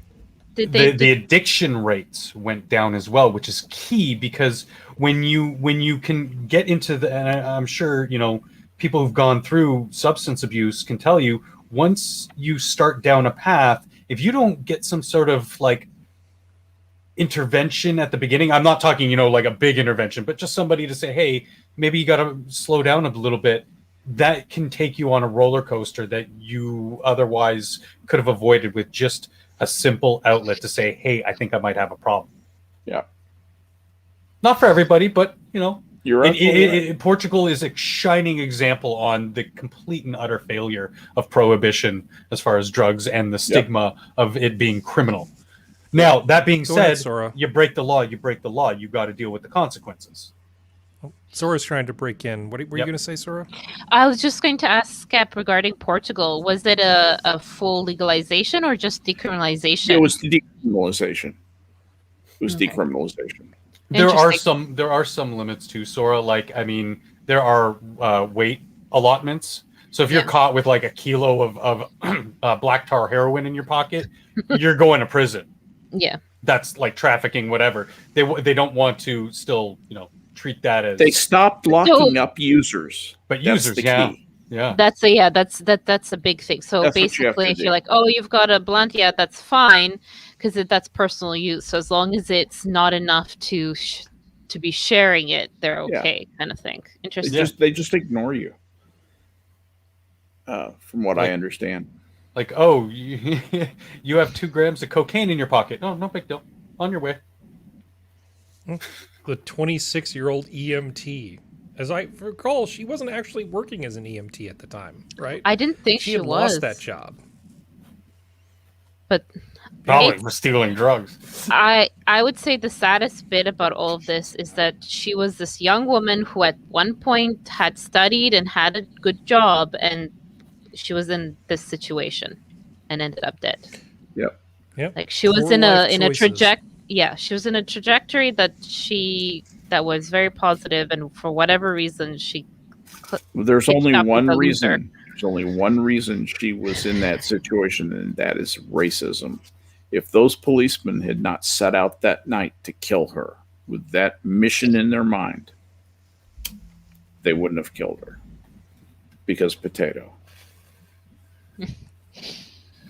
You're not wrong. Yeah. Because sometimes otherwise, the world is a very problematic place. I love the word problematic because problematic is a word that people use when they actually don't have a reason. It's sort of like saying, well, they didn't do anything that violated the policy, but it was a consistent set of microaggressions that basically created a hostile workplace environment. You know, even though there was nothing we can really point at that was actionable. Right. It was a pervasive culture of blah, blah, blah, blah, blah, blah, blah. It's like, God. Problematic is the word that people... What problematic means is it's a thing which has multiple problems. I mean, so you would think that if somebody says something's problematic, or at least traditionally, it'd say, oh, this solution is extremely problematic. Oh, in what ways? A, B, C, D. You list all of the reasons why something is troubling. But in the new speak that people are using, problematic is just... It's just a filler that you put in for, I can't really tell you why I don't like it. I just don't like it. That's all it means now. They've devalued the word problematic about the same as they've devalued the word literally. Literally is no longer literally, and problematic doesn't really mean problematic. Literally, not it just literally. means thing I don't like. Actually, you're right. Actually, too. Actually. I'll be right back, Harry. All right. So let's see. Shall we? Anybody else on this one before we pivot to another topic? I just don't like. Obviously, there are problems with certain interactions with police, but it's certainly not a racial thing. It happens across the country to people of all different races, shapes, sizes, genders. Justine Damond. That's the one common denominator that brings us all together. Well, a shitty cop is a shitty cop. Like, it doesn't matter what race they are. Just like the Vic, it doesn't matter what race they are. If they get mistreated by a cop to the point where they lose their life, I mean, unless there's some kind of anomaly where it's clear racially motivated, but there never is with these stories. Yeah. Doesn't sell well. I know. I'm going to go on to the next thing because I don't want to belabor the point any further. I think we've had a really good discussion, and I just want to put a pin in it before we go further than we should. So, another 500 million accounts have leaked online, and LinkedIn's in the hot seat. Well, LinkedIn is one of the companies that's in the hot seat. There's also a massive problem with Facebook. Now, Facebook has 533 million things. So now there's more than a little bit of nuance to this story. Now, the Facebook thing is pretty scary, right? Because, I mean, a lot of people use Facebook. Mm-hmm. And if it's putting out usernames and passwords and stuff, that's a real problem. Now, as a person who doesn't use Facebook because I actually like having some privacy in my life, I do find the idea of people who go on a platform, publish all sorts of personal information about themselves freely for everybody in the world to look at, right? Complaining about their privacy being violated, somewhat ironic. Because if you use Facebook, you're already kind of doing it to yourself. And if you do the those not infographics, but those little things that are like, if you were born this month, your name is the first one of your dragon name is this. And then take this day and like your birthday, and like people find out birthdays and birth years and their full and all that kind of stuff and their initials through those little games, I guess you want to call them. And they do them constantly, and it's all over their main Facebook page. You're just like, honey. But like, Harry, there is a certain point at which it becomes social engineering, because to get an advantage in job hunting, you need to be on LinkedIn to a certain degree. Obviously, if you're working the coal mines, you don't really need LinkedIn. But with a lot of modern tech, a lot of modern office style jobs, you need to be on LinkedIn. Facebook, less so. Twitter, definitely. If you're a political or in the entertainment industry, for a lot of industries, that's very, very an important tool. So you're not wrong. I understand that you have to use it. I'm just simply saying that people give up so much information voluntarily. Yeah. And it's the kind of information that's perfect for what's called a social engineering attack. So you find out, oh, here's my dog, and my dog's name is Fredo or whatever. And so, then the person's dog's name. And then, you can leverage every piece of personal information to get more personal information. That's what a social engineering attack does, right? So if you're putting together a phishing mail and you're sending it out to people, the more stuff you can sprinkle in there to make them think that, oh, this is somebody who obviously knows me, but I forgot who they are. And then you just... Your dog, Fredo, just won a pet contest. Click on this link and enter your information now. Yeah, how's your dog, Fredo, doing? He was such a little bundle of joy just, a few years ago, and... it's really scary. Kind of stuff. I mean, if you want to get real scary, which is what they'd probably do, they'd be something like, hey, this is the vet's office. We discovered something in blood work. You need to click on this link and log in. That's they would do something that would make people knee jerk. We're well past the Nigerian prince days. Yeah. Oh, yeah. It's gotten very scary and insidious. Because those at least were like, oh, that was not blatantly terrifying. So there was a breach at Facebook, right? And the thing where it becomes more dangerous, for the people who've already been giving up a bunch of their privacy by just being on Facebook, the issue runs into people like, I use the same password everywhere, so I don't have to write it down. And then they take their email and password and start looking for it on other sites. And then you've got a really good basis for, using somebody's identity to launch attacks or steal money from them or whatever. Yep. Right? You've got enough information that you can really do some serious damage or get into their banking. Because there are people that don't use a proper password management scheme. And so if one of their passwords gets compromised, it means a whole bunch of other stuff gets compromised. I hope nobody here is doing that. Hell no. You need to have unique passwords on every I have single one password. Sora. Mini it's 1, 2, 3, 4. And sometimes I add the squiggle tilde to the end of it. When they say you need to have a symbol, Or if they ask for a capital letter and a lowercase letter, I use capital A, lowercase Z. And I try to instill that wisdom to less tech inclined people, Harry, like my family, whatever, when they're using Facebook. I'm like, personally, I use it to communicate just with family and to do business in the marketplace. So I don't have my real name. There are photos of me, not a big deal, but I like to keep my presence and my personal information out of Facebook for that very reason. And I try to convey that to friends and family, especially ones who are like posting pictures of their kids and new babies and stuff. I'm like, I know, but like, can you at least put that on friends and not public? Yeah. At least take away some of that sort of. Yeah, I have a fake internet birthday. I have a fake internet birthday that I use. And I don't give out my real birthday. I mean, some of you here know it, but check if you're there in chat. You're not going to find out my real birthday, so you don't get to do that. Reminding Happy everybody birthday, when it's Harry's Harry! Birthday. It's today. It's not going to happen, man. Because my birthday is a piece of identifying information that is useful for getting a lot of other information. But I've already found you on Google Maps, this so I is don't kind know of why interesting because. As somebody who does this kind of computer security stuff professionally, I look at this and I find it very interesting. They're talking about the Facebook thing. Facebook just has an ongoing problem with security. There's not much more I can say about that.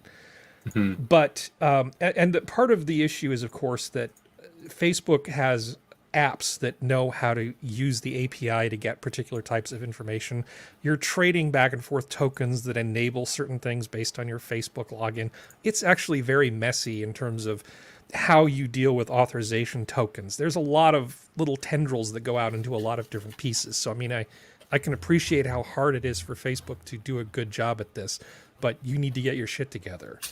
As far as LinkedIn goes, LinkedIn has a slightly different thing. Now, they're claiming that they didn't actually get hacked, and that all that somebody has done is basically set up bots that have scraped or basically collected information from LinkedIn profiles and then taken that information and created a database of it. So they're asserting that no hack actually took place. It was just somebody abusing the system to gather publicly available information, that no passwords were compromised. But of course, the people who write articles about a lot of these things don't actually dig deeply enough. They just go, oh, well, it's, it's been a hack and everybody's been exploited and all their information is out there.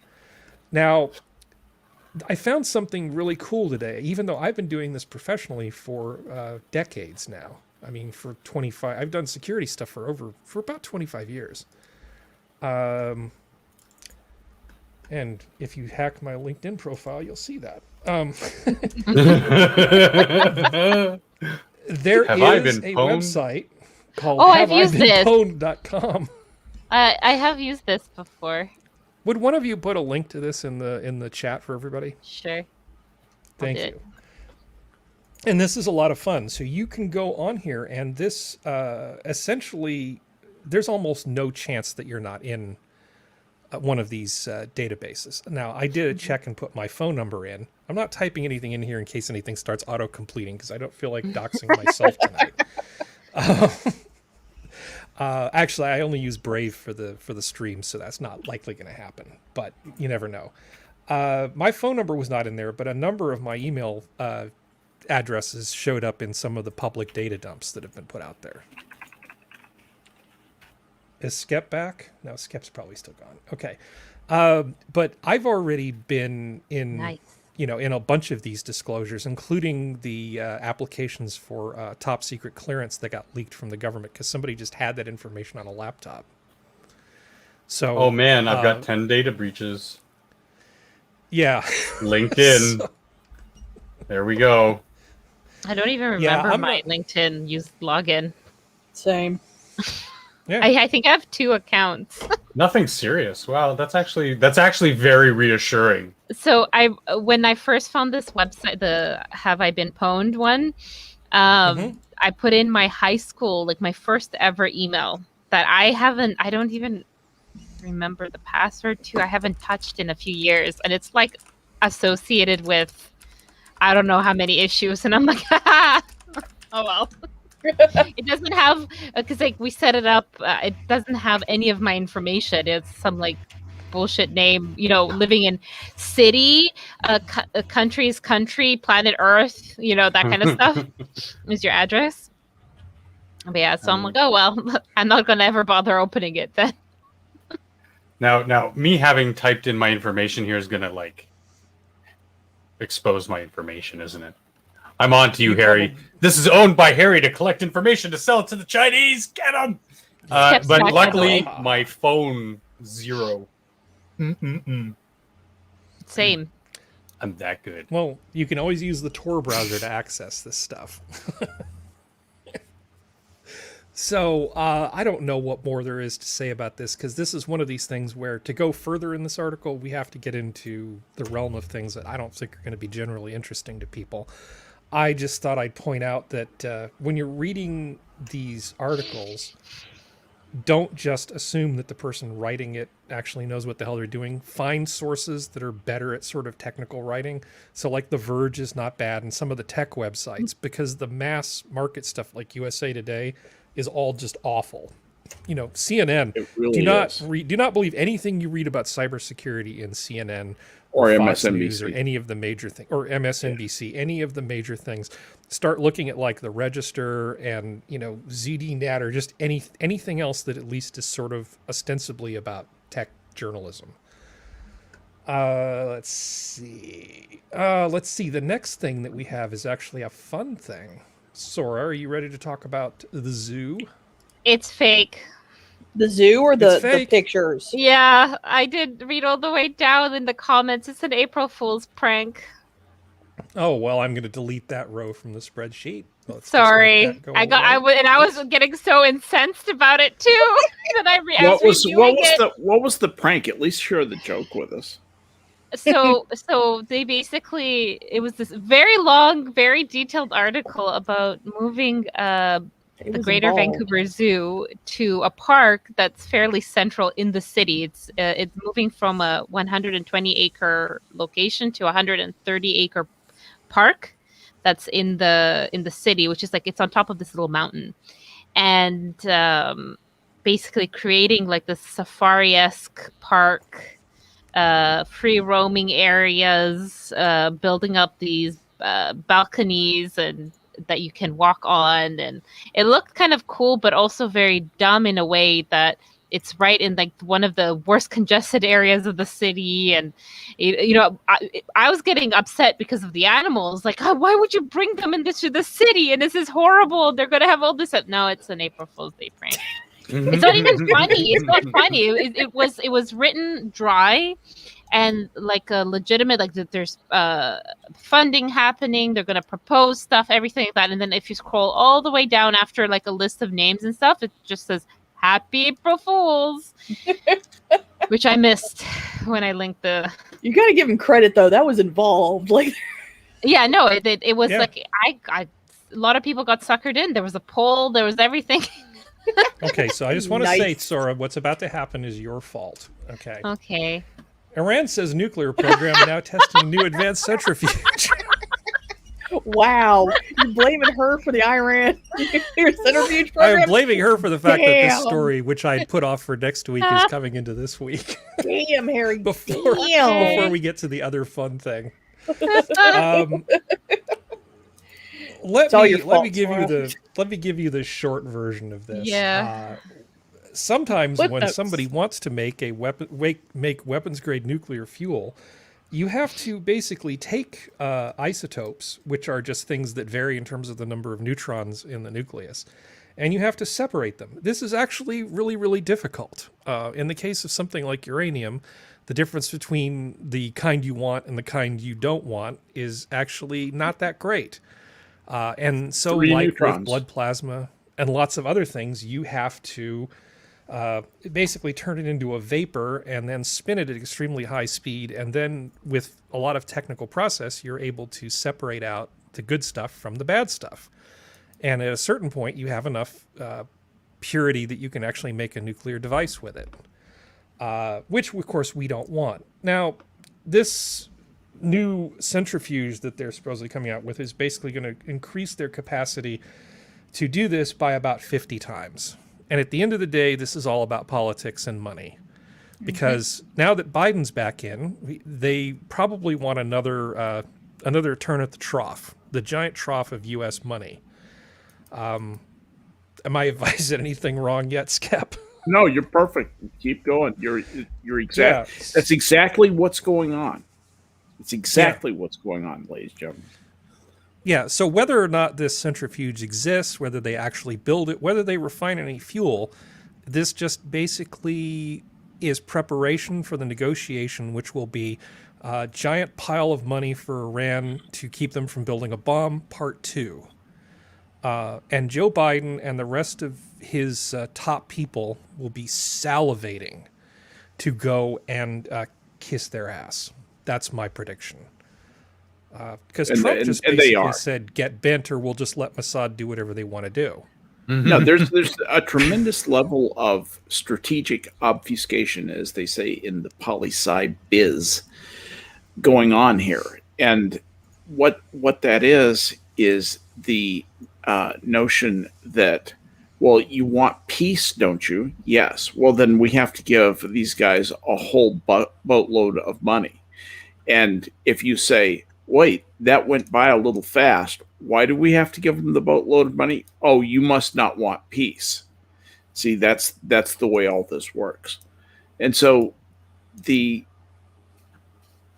thing that will happen is Biden's the people who do Biden's thinking for him and there are some pretty smart people who do this, and they will come out and say, okay, we have to give these people a whole boatload of money, because if we don't, they will produce nuclear weapons faster than if we don't give them this money.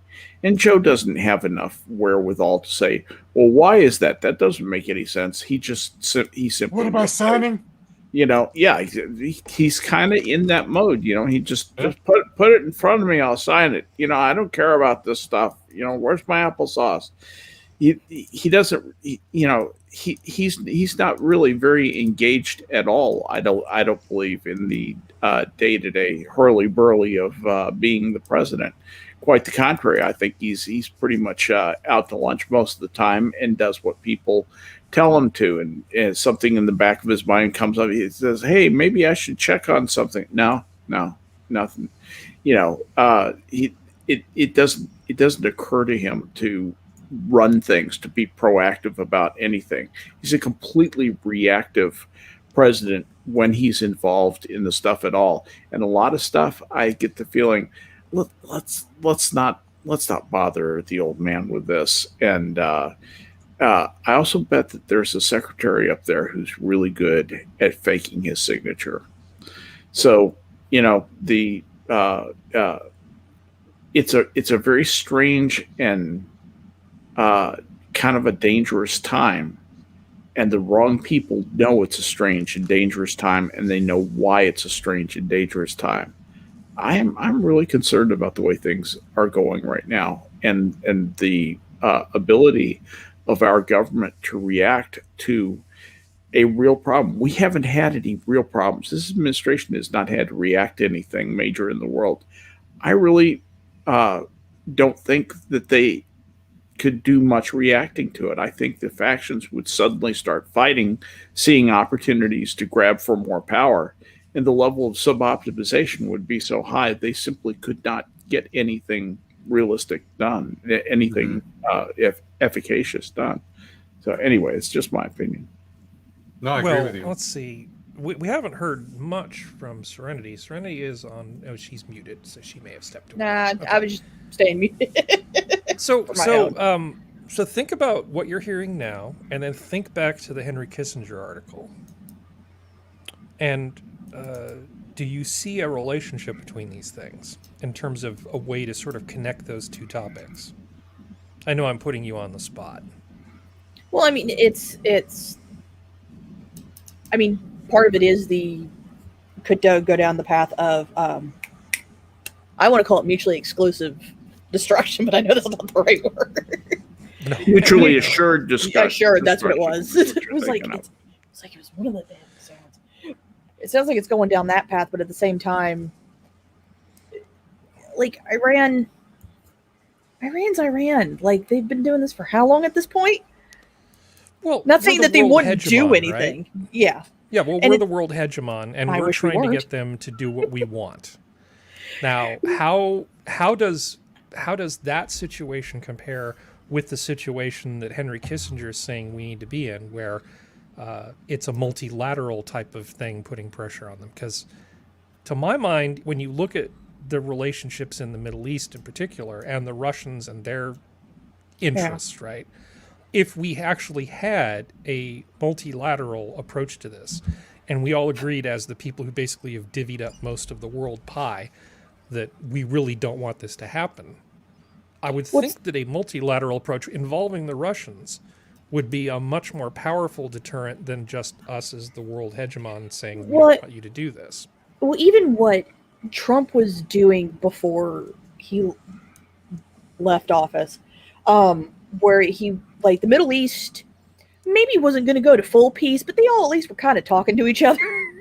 The idea that instead of just having America and Russia or Europe looking at Iran, that if Iran did anything, every single Middle Eastern country, including Israel, I almost called it Jerusalem, would all, like, their heads all of a sudden would go, shwip. It's like, excuse me, what are you doing? Yeah. Like, that would have taken care of this, and there wouldn't have been the need for a payout, air quotes, need. And that to me would have made a lot more sense than the shit that like is most likely going to happen, which is we're just going to give them another pile of money, and it's not like we're not already far enough in debt, and they're just going to sit back and laugh about the stupid Americans and go back to the way it was about 5 years ago. But it's but that's kind of my thing. Like, I actually, now people disagree whether Trump's thing was actually peace or any of that kind of stuff, but at least he was trying something, and it was better than us paying everybody off or acting like security for everybody, or us being the big bulldog that one moment they're talking shit about us, saying, you need to stop policing the world, and the next minute they pull us out on the chain going, you don't want the Americans to come after you. Like, that's just what it feels like all the time. And we're the ones stopping the ships that contain the raw materials to build the centrifuge. I mean, we're the ones doing the interdiction, but you still have, but we have the color of authority from the United Nations and other resolutions. Yeah. So the world says, yeah, we don't want them building this thing. And that gives us basically license to say, yeah, well, pull your ship over. We're going to take a look. Well, I mean, lovely aluminum tubes you have here. Yeah. Well, that's the thing. What would you be doing with these? Yeah. I agree with what Trump was doing, which is basically get bent, and otherwise we'll just walk away and let MotZ handle you. And they really kind of, I could just be my memories just not working because so much shit has happened in the last couple months in politics, but I don't remember them being too bad during Trump's kind of time.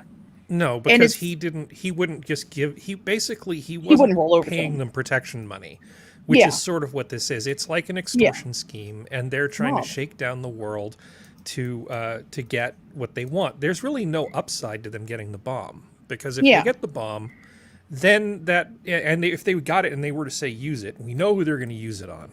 We know who that is. It's going to be Israel.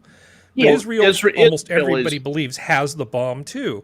And the bad thing is that they don't have enough bombs between the two of them for mutually assured destruction. So there might be some idiot who actually thinks that they can win this thing. Mm-hmm. And that is and that's bad for everybody, even remotely close to the region, because it's not something that will stay contained. There's no winning by them making a bomb, but there is winning by them basically extorting money from us by getting 50% closer every year, but never getting there. Sorry, Skep. Yep. The gamesmanship of what would happen if Iran tried to get frisky once having a nuclear device. There's several things at play here. First of all, Iran does not have a delivery mechanism anywhere near as efficient as Israel does for putting a nuclear weapon on target. Secondly, Israel has probably, we think, 80 to 120 nuclear weapons, some of which may be thermonuclear.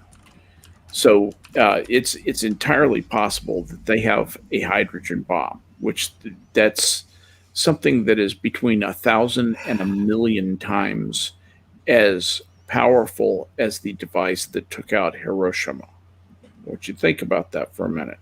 1,000,000 times more powerful than Hiroshima. So they would have more firepower, better available to deliver it.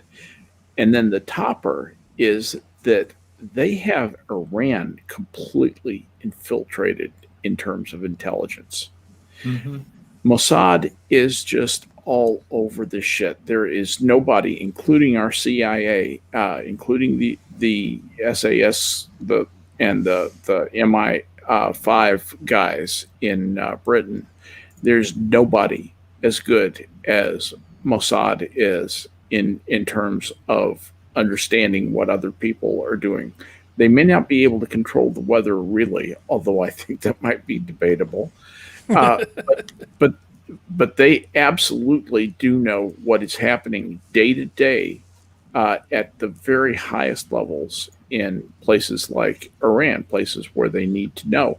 And, you say, well, it's like their survival depends on it. Yes, it is, because their survival does depend on it. And they've learned this the hard way. So they may, ounce of prevention being worth a pound of cure.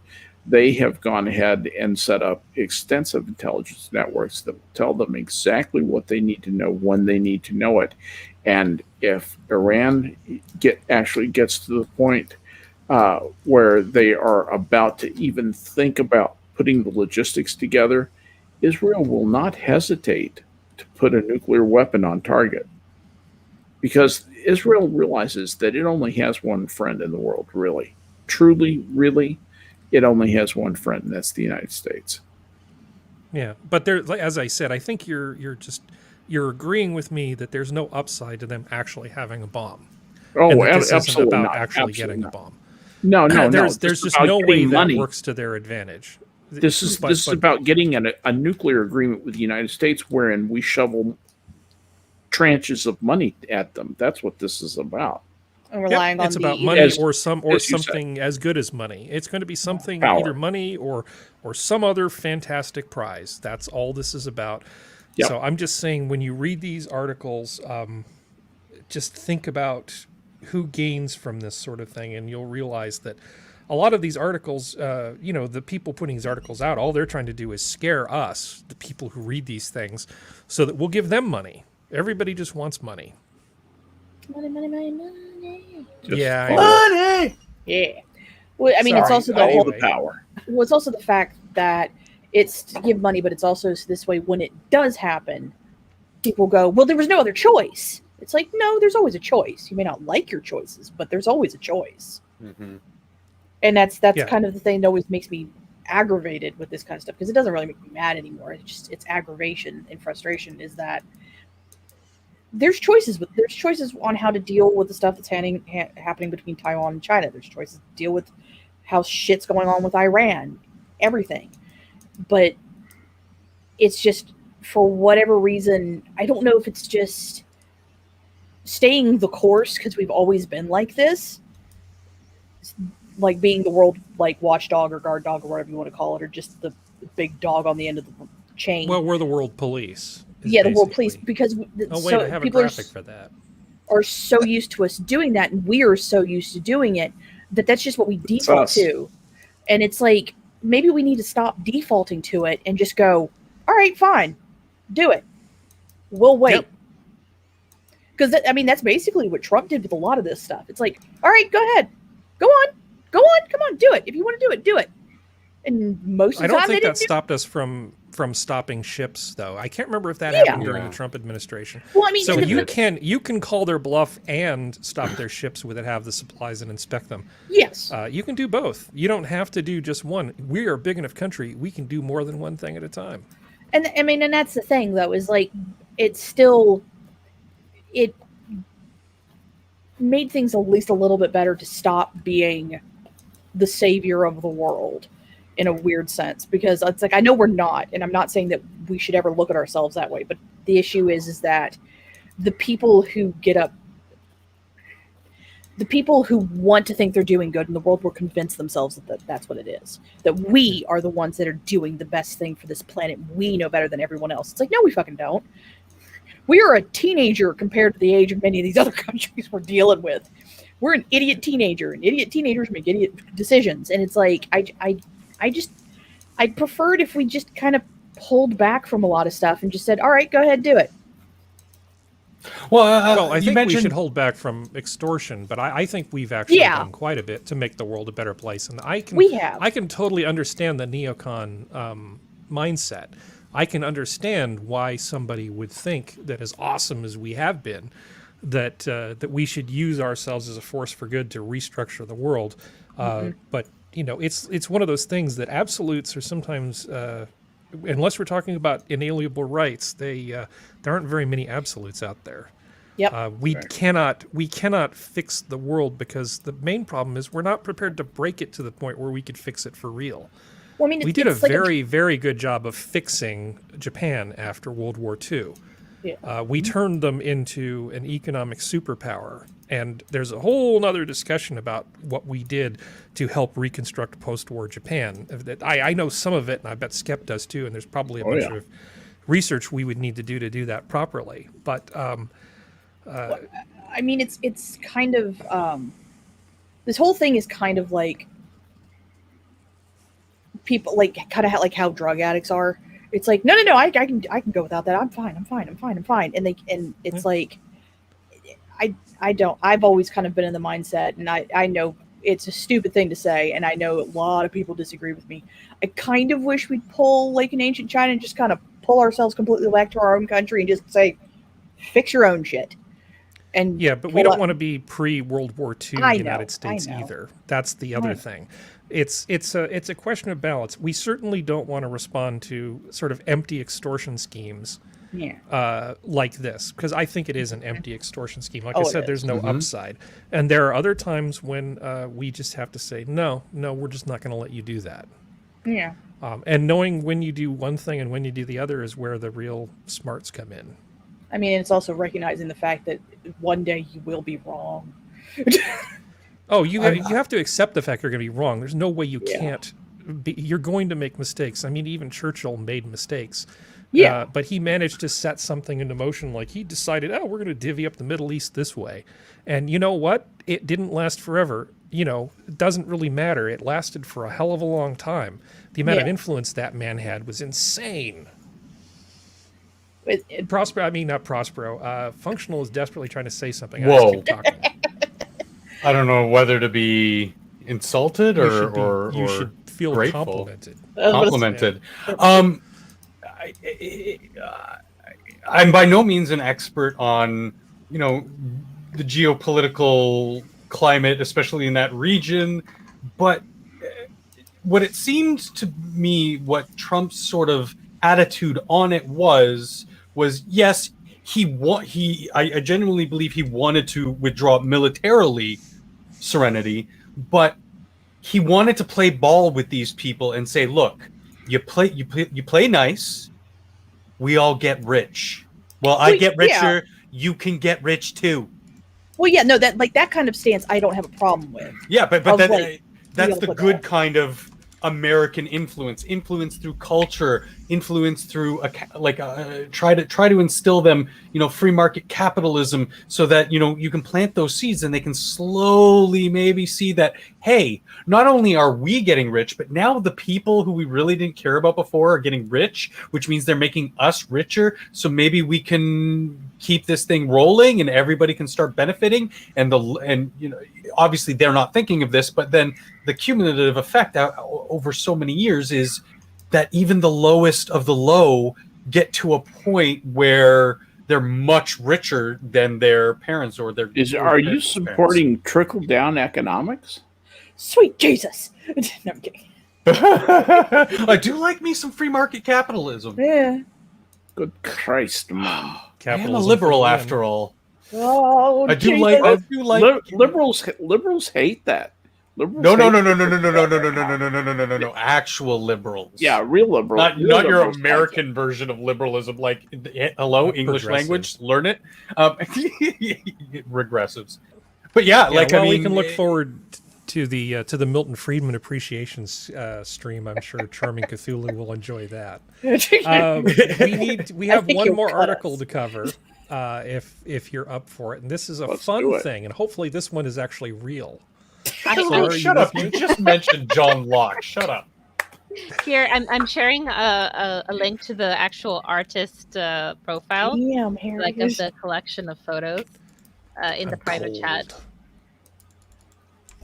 The actual art installation. Sorry. So tell me what's going on here, Sora. So we had a photography festival here. And along one of the green walks, which is a car-free area where people bicycle and walk and all that, they installed 7 billboards from this one artist, Steven Shearer, depicting photos of people asleep. And a lot of people were very distressed about the images because the images all seem to depict people who are deceased, sick, or currently having an overdose of drugs, even though that wasn't what the images represented. The images just represented people in having unflattering photos taken of them while asleep. But because of the nature of our city here, and we are currently in the midst of a homelessness crisis, opioid crisis, tent city crisis, etc. People were very disturbed, and the city has now officially covered them up. They have censored the art piece that was initially allowed to go up. Couldn't you just turn the billboard off? Well, I mean, somebody these might are think printed of No, things. children. this That's is That's paper. printed. It's paper. You can Yeah. see the Oh, squares. so it's not like it's not one of those big No, video no. screens. It's not No, digital. it's No. paper. It's like a regular old-fashioned billboard. Like they covered it up. They painted over it. Yeah, you can see the squares Your- where they your put them people are individually quaint. square. Wow. But yeah, Yeah. there's if you Listen, Harry, Canada's just not there yet, okay? Harry, if you look in private chat, that link is to the actual installation, like the series of photos. Oh, okay. Here. Okay, got it. This is what we Because can- all the articles chat. say Yes. the private chat and side chat here. Whoa. So if you go through the 7 photos there, you'll be able to see the installation is called really Untitled. great. Oh wow. Oh boy. Okay. Oh boy. Takes me All back right, to so, art school. Jesus. So see. those arrows, if you click through those, you can. Yeah, I understand how arrows work. I just resized Okay. everything for Sure. this. There's newfangled directional indicators. It's called, by the way, it's a right chevron if we're going to play this game. Oh Okay, my so- god. Hit the thing that makes the picture change. Community gardens. I love So- community gardens. Get this. What am I? So this is some guy taking a nap in his car who looks like he Yeah, OD'd. so- Is that what I'm looking at? Yeah. Jesus. So Looks this that guy, way. this artist, because I had to read. Dennis, ha! Yeah, that is that the dead guy? 'Cause he's apparently dead. He seems to be dead because that's just a corpse picture. That could be dead also. That one looks even more. This looks like they unzipped the body bag so the relatives could come by and Yeah. ID this Wait, guy. Looks like Is this your Oh. is this your nephew? it's Let- Uncle let Palps me having a read- nap. So this is what the byline of the exhibit says. So the reclining and sleeping figures presented on Shearer's billboards recall the poses found in religious paintings and sculpture, wherein bodies appear to be in states of ecstasy or seem to defy gravity, as if they are floating, having been released of their earthly bonds. Hmm. So Although I do- they are caught in a moment of vulnerability and intimacy. And everybody around town are like, yeah, these are all like OD'd on heavy drugs. Please remove them. My children are scared. Yeah. Well, that one looks vaguely like, you know how some of those like really like hardcore lifelike Virgin Mary Yes. statues. That's what that one kind of looks like because it has that face turned toward the sun and all that kind of stuff. That one's fun. That's just people This fucking is with my somebody favorite feels like in a butt strip or something. Let's see. Should we take a picture of this guy and put it on a billboard, or just draw penises on his face with a Sharpie? How about we But do you- both? Let's draw penises The first. then- the thing that annoys me about this whole art exhibit is this artist collects images. He has made himself, these are not his photographs, as in he hasn't necessarily taken them. He has Oh, created Lord. an archive of 63,000 images from the internet. So he didn't even get permission before I'm he sure did this. he has. Oh wait. So he paints his own. He collages photography. He sometimes sculpts and he paints, and he does take some of his own photos. But his big thing is that he created this huge. And yeah, well, see, this one I can understand people being very. Yeah. Yeah, that would make and sense. as- That if you was, I get see- that one. if you see in this picture of the lower left, each of these have like a little write up about them, and explaining a little bit Oh, about the boy. image and all that sort of stuff. But yeah, I This hate has all this been guy taken- already. Hot damn. this is I just wanted to show a little bit of the culture and arts and culture of my city and what What a vibrant Yeah. artistic community you live in, Sora. California light.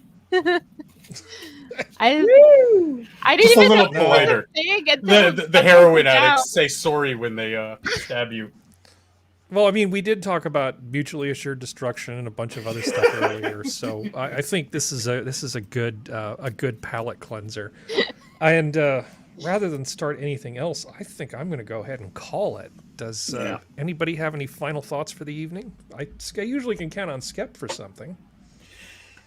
I actually didn't prepare any quotes for tonight. The only thing that I would say is we're going through a a period of time that in which we're consolidating. We've gone through a major paradigm shift, if you want to call it that, which in the last 20 years, which has been the advent and maturation, beginning of the maturation of the internet. It's been a change in the way we communicate. It's a change in the velocity, the completeness, the amount of detail of communication of every form, both two-way and one-way, in terms of being able to broadcast out to people, in terms of being able to obtain information. And when that happens, it always seems to follow a period that what follows is a period of consolidation where people learn how to adapt the other parts of their society to these great technological gains, be it the telephone, the airplane, the automobile, the mechanized farming. I mean, as far as back as humans go, these kinds of paradigm shifts have happened. So now we've entered into this period of consolidation where we adjust to those new things, and typically those have been fraught with political upheaval. If you look back through the periods of consolidation after great shifts in paradigm changing shifts in terms of technological innovation, you always see this period of retrenchment and consolidation afterwards, where and because there is the potential for large movement of resources and people and shifts in power, those are tumultuous times, and I think that's what is underlying a lot of the difficulties that we're facing right now, a lot that is behind a lot of the challenges that we're facing. And it's always been smart to bet on humans. And we are survivors one way or the other, and I think we'll do it again. So I'm an optimist at the end of the day. That's all. That's what I'll leave you with. I think you're just a fan of Big Human, where Big Human is too big to fail. Yeah, big human. Exactly. Big human. That's brilliant. Anybody else have anything they want to say before we all say goodbye? Sure. Go ahead. Going back to the classics here with what a piece of work is man, how noble in reason, how infinite in faculty, in form, in moving, how express and admirable, in action, how like an angel, in apprehension, how like a god. It's Shakespeare, Hamlet. I need to go back and piece of read shit is a man. bunch of Shakespeare. I've actually wanted to read the Tempest. It's one of the few plays that I haven't read, and It's different weirdly from one of all the ones his other. that I think about a lot. Yeah, Different from all his other plays. Is Yeah. the most different of his plays, in my opinion. We Well, did the one of Tempest, the and we later- did later works. Yeah, a Hamlet production, but that was it from Shakespeare. Yeah, but enough about me. Any other final thoughts? I just think it's interesting that Hamlet and Piglet both were the products of English authors. And taste delicious. Just saying. I just find it interesting that I guess Shakespeare is big in Germany, And because English and German have so much in common, it actually translates fairly easily. Out, damn spot translates to Weg, der Dante Fleck, which I just think is just fantastic. It's much more fun. On much that more fun. note, All right. the Lovely. zoo is closed. Good night, everybody. Good night, Bye. everyone.